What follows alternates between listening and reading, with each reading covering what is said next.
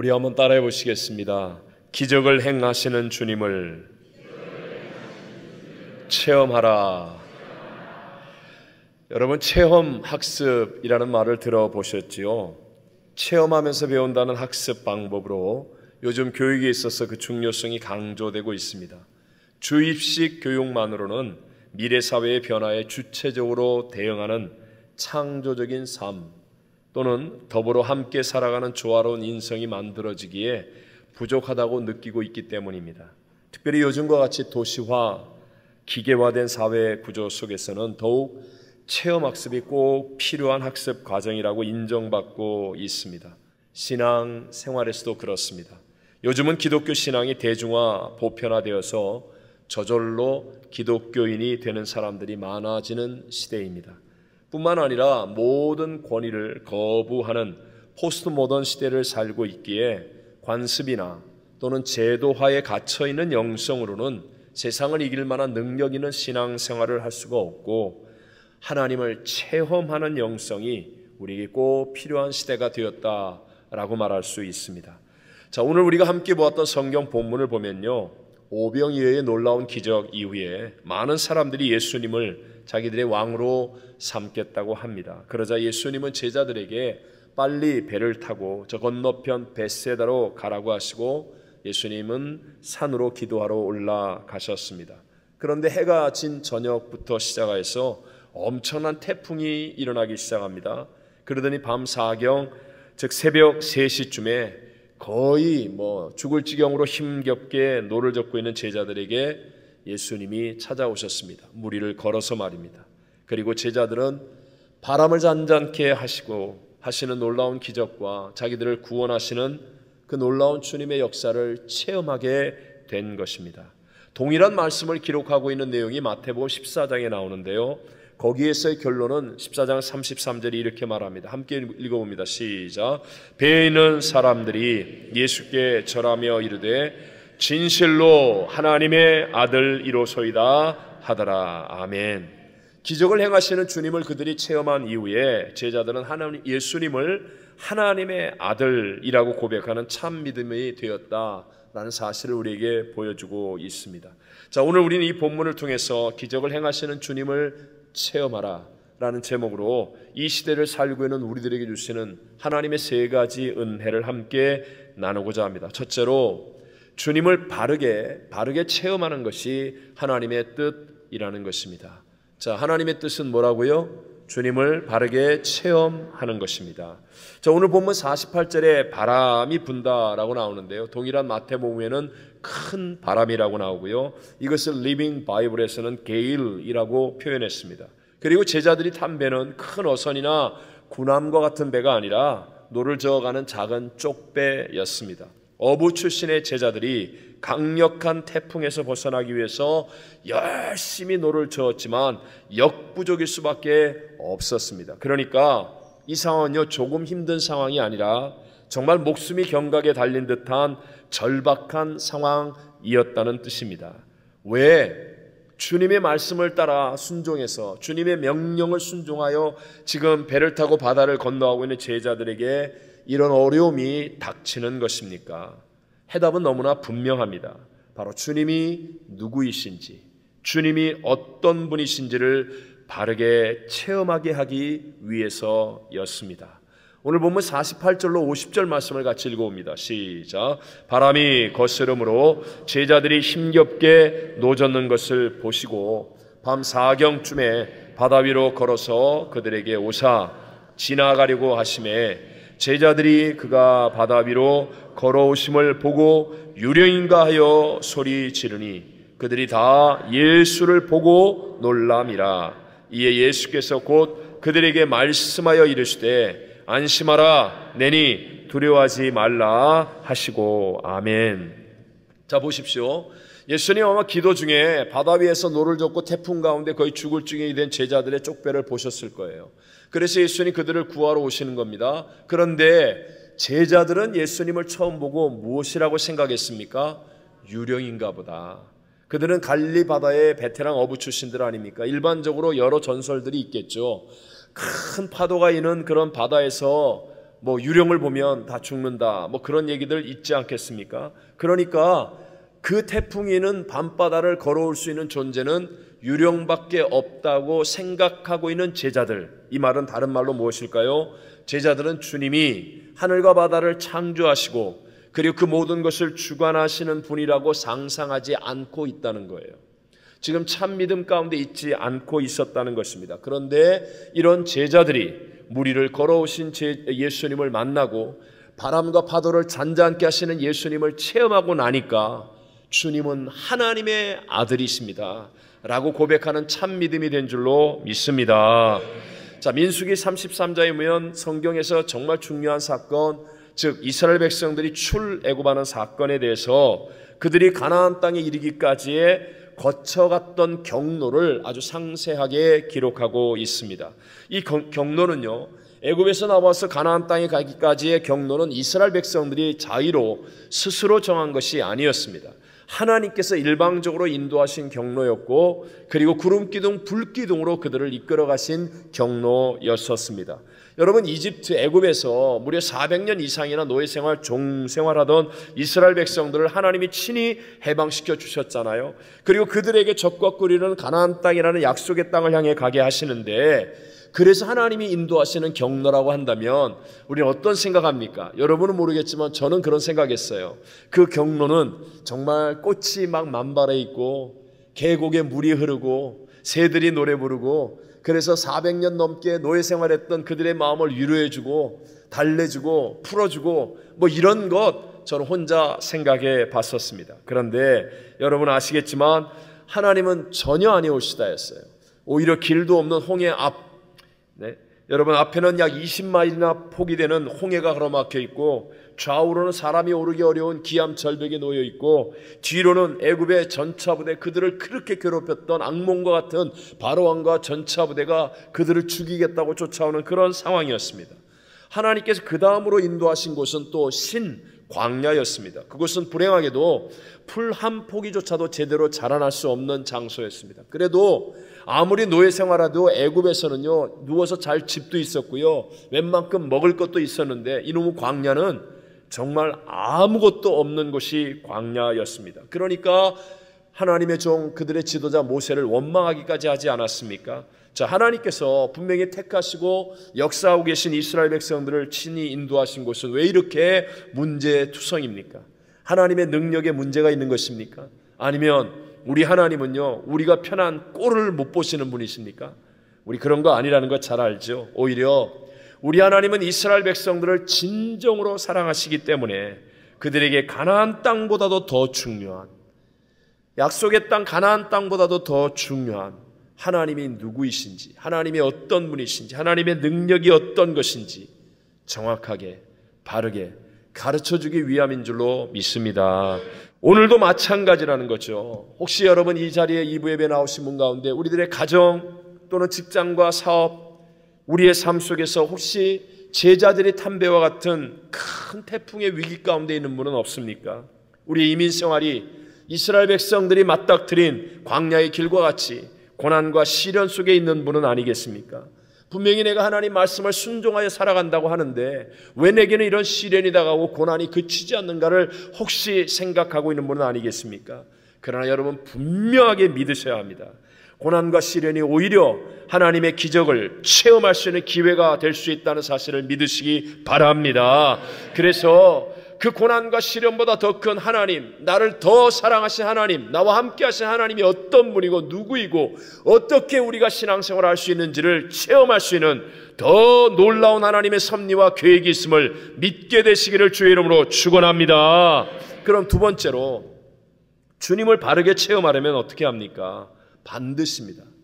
반드시 주님의 주도권을 먼저 인정해 드려야 합니다. 무엇을 먼저 인정해 드리라고요? 주님의 주도권이에요. 주도권. 자, 다시 본문으로 돌아와서 여러분, 그 강력한 태풍을 잠잠케 하는 일은 갈릴리 바다에서 베테랑 어부들이 할 수 있다 없다? 할 수 없는 일입니다. 아무리 갈릴리 바다에서 오래 살고 잔뼈가 굵고 뭘 해도요, 어떻게 강력한 태풍을 잠잠케 할 수 있겠습니까? 오직 주님만이 하실 수 있는 일입니다. 그런데 이런 놀라운 주님의 기적이 나의 삶 속에 체험되려면 어떻게 해야 됩니까? 바람을 잠잠케 하시고 파도를 잠잠케 하시는, 그들을 구원하시는 주님의 기적이 체험되기 위해서는 먼저 주님이 제자들이 있는 그 배에 다 올라오셔야 한다는 거예요. 오늘날도 마찬가지라는 거죠. 내 힘과 능력으로 노력하면 될 것 같은 가정에는요, 사실 우리 주님의 기적에 대한 간절함은 없습니다. 그러나 혹시 여러분 절대 안 바뀔 것 같은 남편이나 아내, 자녀, 또는 내 가정을 풍지박산 낼 것 같은 위기와 어려움 가운데 있다면 그때는 주님의 기적이 필요한 때가 아니겠습니까? 그렇다면 여러분, 가정이라는 여러분의 배의 주도권을 주님께 옮겨드리게 되시기를 바랍니다. 혹시 내 사업 또는 나의 직장에 내가 할 수 없는 문제와 고통과 어려움이 있다고 한다면, 그래서 내가 할 수 없는 일을 행하시는 주님의 기적이 필요하다고 한다면, 그렇다면 여러분 먼저 주님께 주도권을 내어드릴 수 있게 되시기를 바랍니다. 주도권을 내어드리고 내 직장, 내 사업의 배에 주님이 주인 되도록 모셔드려야 하는 것입니다. 여러분, 우리가 체험할 주님의 역사는요, 죽은 것 같은 사람이 일어나고 완전히 박살날 것 같은 가정이 회복되어지는 것이고, 완전히 끝장났다고 하는 사업의 새 역사가 일어나는 것인 줄로 믿습니다. 누구도 가망이 없다고는 내 이민 생활을 확실하게 회복시키시는 분이 바로 주님인 줄로 믿습니다. 어려울 때는 우리는 쉽게 주도권을 하나님께 드립니다. 너무 어려우니까요, 너무 힘드니까 얼른 주님 알아서 해주세요. 주님만 믿습니다. 그리고 주도권을 드립니다. 그런데 어느 정도 해결이 되면서 내 생각대로 될 것 같고 내가 할 수 있을 것 같은 순간에 또다시 우리는 삶의 주도권을 내가 빼앗아 오고 있지는 않습니까? 많은 사람들이 교회 와서는 하나님의 은혜와 기적을 체험합니다. 그런데도 불구하고 자기의 가정에 돌아가서 사업에서 실제 삶 속에서 하나님의 기적을 체험하지 못하고 확신 있는 믿음의 삶으로 가정에서 직장에 사업에서 살아가지 못하는 이유는, 시작은요 나름대로 주도권을 주님께 드렸는데 끝까지 주도권을 하나님께 드리지 못하고 있기 때문에 그런 것입니다. 이런 사람들이 주로 하는 말이 뭐죠? 이제 더 이상 힘들어서 못한다. 안 도와줘서 더 못한다. 기분 나빠서 난 더 못한다. 내가 실수해서, 내가 잘못했기 때문에 난 더 이상 할 수 없습니다. 등등. 여러분, 이 말의 의도가 뭐예요? 다 끝을 누가 내겠다는 거예요? 내가 낸다는 의미 아닙니까? 끝을 내가 낸다는 의미. 네? 여러분, 잘 시작한 베드로, 우리가 잘 시작한 베드로를 보십시오. 잘 시작한 베드로는 3번이나 예수님을 부인하고 저주까지 했습니다. 우리 생각에는 완전히 끝난 것 같죠. 베드로도 아마 완전히 끝났다고 생각했을 거예요. 그러니까 이제는 악향에서 옛날에 하던 고기잡이 다시 하고 있었습니다. 하지만 여기서 중요한 게 이거예요. 하나님이 안 끝났다고 하면 끝난 거예요, 안 끝난 거예요? 안 끝났다는 거예요. 하나님이 안 끝났다고 하는데 내가 끝난다고 끝나는 게 아니더라는 겁니다. 부활의 주님이 예수님을 다시 찾아가셨습니다. 만났습니다. 내 양을 먹이라, 내 양을 치라, 내 양을 먹이라 말씀하시고 사명을 주시고 성령으로 충만케 하여 주셨습니다. 그랬더니 그 베드로가, 끝난 줄 알았던 베드로의 인생이 초대교회의 가장 위대한 하나님의 역사를 이루는 새 인생, 대역전극을 만드는 승리자가 된 줄로 믿습니다. 오늘 우리들도 마찬가지입니다. 왜 나의 삶에, 내 인생, 내 가정, 내 사업, 내 직장에서 이 놀라운 하나님의 역사를, 기적을 체험하지 못하는가? 그것은요, 끝까지예요. 끝까지 하나님의 주도권을 드려야 되는데 이걸 못하고 있기 때문에 유럽의 기독교와 달리 미국의 기독교는 아직까지도 생명력이 넘치고 아직까지도 부흥하고 있고 세계 선교를 위해서도 가장 귀하게 쓰임받고 있습니다. 그 이유가 무엇인지 아십니까? 그 이유는요, 유럽의 기독교와는 다르게 작은 부흥들이 계속해서 일어나고 있기 때문이에요. 하나님이 주시는 은혜와 자비지만 최근에 나온 책이죠. 이상훈 교수가 쓴 리뉴 처치라는 책을 함께 읽고 이렇게 공부를 했던 적이 있습니다. 아주 최근에 나온 따끈따끈한 책인데요. 이분이 미국에 있는 교회들의 현대 갱신운동과 최근에 일어나고 있는 작은 부흥을 체험하는 교회들에 대해서 조사해서 쓴 글이었습니다. 5종류의 미국 교회 운동, 그리고 그 갱신 운동이죠. 그리고 9개의 종류의 현 시대의 갱신 모델로 여겨지는 교회들이 이 책 안에 나오는데요. 근데 이 공통점이 있어요. 공통점이 뭐냐? 변하지 않는 진리의 말씀에 기초하여서 세상을 향해서 강하고 담대하게 도전하는 교회라는 것. 그리고 성령님께 주도권을 드리고 성령의 이끄심에 민감하게 반응하는 교회라는 것, 이 공통점이 있다는 것입니다. 여러분, 오늘날 세상은요, SNS나 언론들을 통하여서 우리를 부정적인 포로가 되게 만듭니다. 원수마귀의 포로가 되게 만드는 거예요. 얼마 전에 있었던 미국의 동부의 인종차별주의적인 어떤 그 분쟁으로 이 넓고 이 많은 미국 사람들이 다 두려움에 사로잡히거나 염려와 근심, 부정적인 생각에 사로잡히게 할 수 있는 거예요. 그래서 온통 부정적인 소식으로 우리를 사로잡아서 우리가 절망, 어두움에 휘둘림을 당하고 우리가 죄와 사망의 포로가 되게 만드는 거예요. 그러나 여러분, 다시 한번 명심하십시오. 아직 끝이 아닙니다. 끝까지, 언제까지? 끝까지 주도권을 누구에게 드리면 돼요? 하나님. 여러분, 남들이 다 끝났다고 말하고 세상이 끝났다고 말하고 이제는 교회는 안 된다고 얘기하고 그리스도인은 뭐 무능하다고 얘기하고 무슨 얘기를 한다 할지라도 천천만만의 말씀, 역사의 주관자는 하나님이십니다. 하나님은 모든 것으로 합력하여 선을 이루실 수 있습니다. 마지막 세 번째입니다. 주님을 체험한 사람, 저는 하나님의 기적의 체험에 대해서는 한 번도 의심해 본 적이 없습니다. 지금도 마찬가지입니다. 여러분 다 체험하게 되고 계속 체험할 것인데 더 중요한 게 하나 있습니다. 이렇게 주님의 기적을 체험하는 사람이 되려면요, 말과 행동으로 세상에 소금되고 빛이 되는 삶을 살 수 있어야 한다는 것입니다. 이것이 중요합니다. 우리 주방에서든지 어디든지 이렇게 칼을 사용하지 않습니까? 날선 좋은 칼일수록 자기를 다치게 하고 다른 사람을 다치게 하기가 더 쉬운 법입니다. 그래서 뭐 영화 같은 데 이렇게 보면 칼이 막 보검 같은 사람은 꼭 무엇을 같이 사용해요? 칼집을 사용하잖아요. 맞습니까, 여러분? 네. 칼만 들고 설치는 주인공 봤습니까?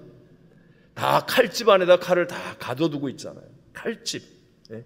특별히 귀한 보검일수록 칼집도 잘 만드는 법이라고 합니다. 왜냐하면 칼은 사용하는 시간보다도 칼집에 들어있는 시간이 많기 때문에 나쁜 칼집은요, 좋은 칼도 녹슬게 만들고 버리게 만든다는 거예요. 마찬가지로 여러분, 주님의 은혜와 기적 반드시 체험할 수 있습니다.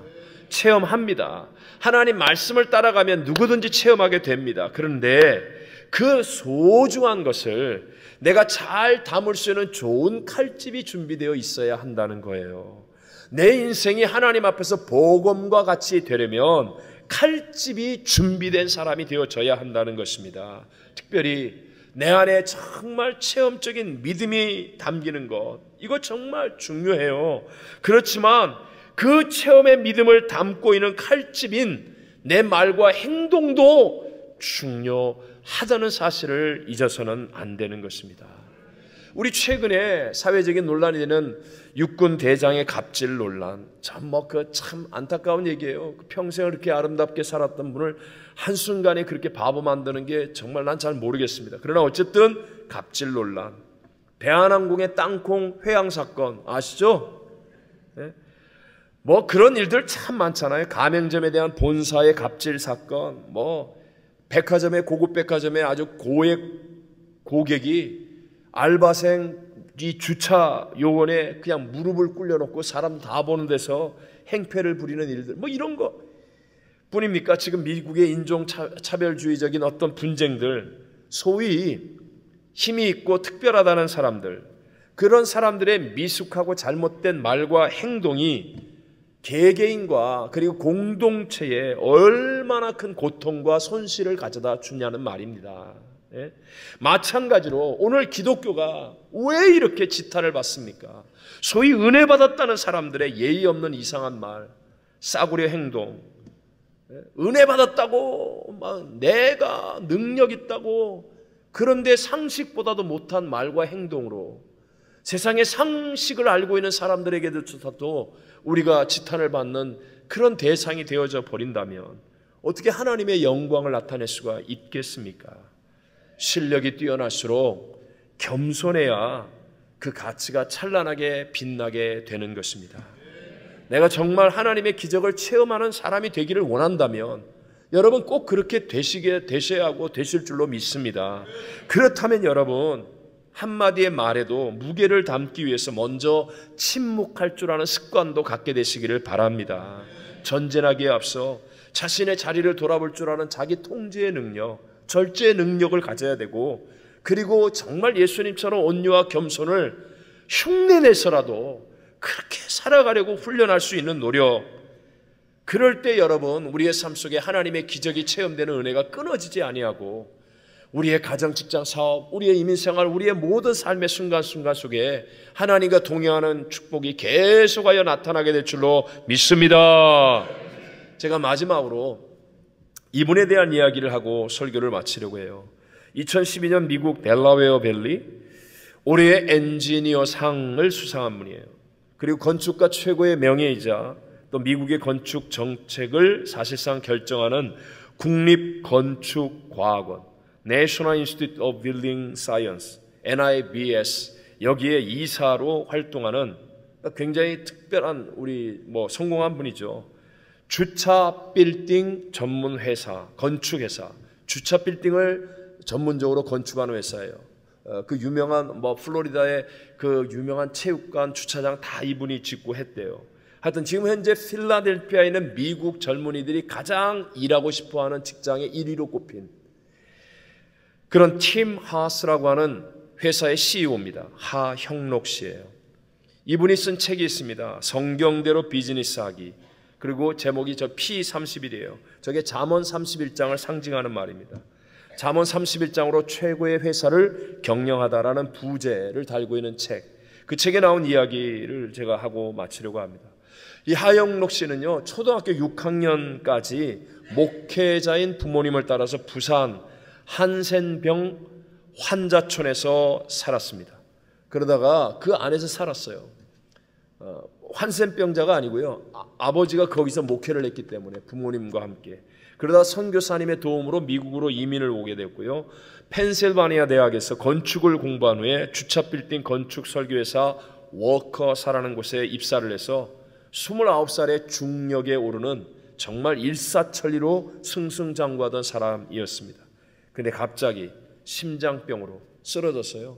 3, 4년 동안 병원에 있으면서 생사를 오락가락합니다. 거기에서 하나님을 체험하게 되는 것입니다. 처음에는 왜 나에게 이런 일이 일어나냐고 하나님께 묻고 또 물었답니다.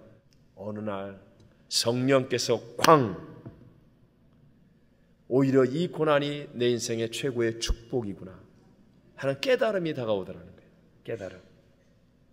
그러면서 돌아보니까 이제까지 자기가 하나님을 믿는다고 하면서도 오직 자기만을 위해 살았던 인생, 자기의 성공, 자기의 평안, 자기의 유익을 위해서, 그리고 이 고난 앞에서 깨어지면서 내가 정말 이기적인 삶을 살았구나, 내 삶이 하나님의 영광을 위해 쓰임받는 삶이 되는 것이 최고의 인생이구나, 이걸 깨닫게 된 거예요. 깨닫게. 그리고 살 수 있는 확률이 25%밖에 안 됐는데 하나님이 살려주신다면 제가 앞으로 남을 위해서 살아가는 삶을 살겠습니다. 그렇게 기도했습니다. 그래서 남을 제대로 돕기 위해서는 자기가 가진 은사를 가지고 비즈니스를 해야 되겠다고 결심했고, 그리고 나니까 심장 이식 수술을 받게 됐어요. 그래서 1년이면 감염으로 인하여 죽을 확률이 50%인데 살아났어요. 그리고 6년 뒤에 두 번째 또 심장 이식 수술을 받았어요. 얼마나 어렵게 살았습니까? 그렇게 살아난 후에 2명의 직원과 함께 잠언 성경 말씀대로 운영하는 건축 설교회사 팀 하스를 세우게 된 거예요. 근데 그 회사가 이렇게 어마어마한 회사가 된 거예요. 처음 회사를 시작할 때요, 어떤 공사에 입찰을 했습니다. 그 많은 회사와 경쟁하면서 마지막 파이널 넘버 2까지 갔어요. 근데 마지막에 그 회사 주인이 자기보다 훨씬 큰 회사를 선택하는 바람에 자기는 이제 입찰에서 경쟁에 떨어진 거죠. 너무 낙심이 되었습니다. 그런데 돌아왔는데 하나님이 성경대로 해라, 그래서 그 회사에다 감사 편지를 썼답니다. 마지막까지 저같이 작은 회사를 고려해 주셔서 감사합니다. 당신이 마지막에 선택한 그 회사는 나와는 경쟁 회사지만 우리보다 규모도 크고 경험도 많아서 훨씬 더 잘할 것 같습니다. 저는 예수님의 이름으로 당신과 가족을 축복합니다. 편지를 보냈어요. 땡큐 편지를.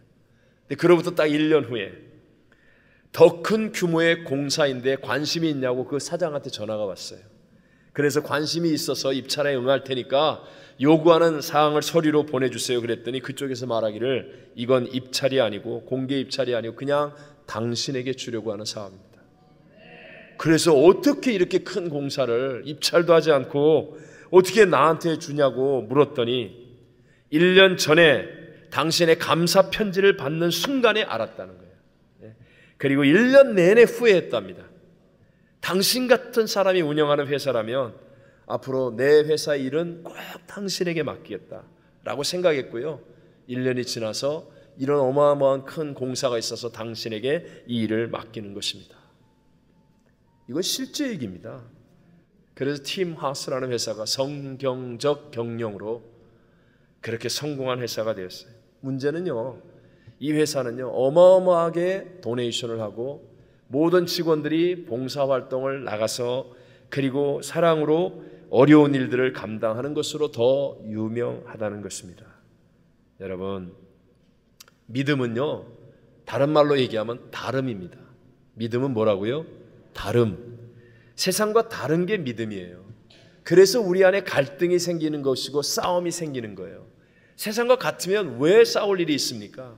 우린 세상과 다르게 믿음으로 살아야 되니까 내가 갈등하는 거예요. 근데 이분은 그 하나님의 그 생사를 넘는 그 순간에 하나님의 기적을 체험하고 난 다음에 갈등을 접었다는 거예요. 그리고 하나님의 뜻대로 살기로 주도권을 하나님께 옮겨드렸다는 거예요. 그러니까 놀라운 역사들이 계속하여 일어나고 칼집이 아름다운 거예요. 선한 일을 행하고 봉사하고 돕고 아름다운 칼집을 가지고 있으니까, 그러니까 하나님의 은혜와 기적이 날마다 더하여지는 복을 누리게 된 줄로 믿습니다.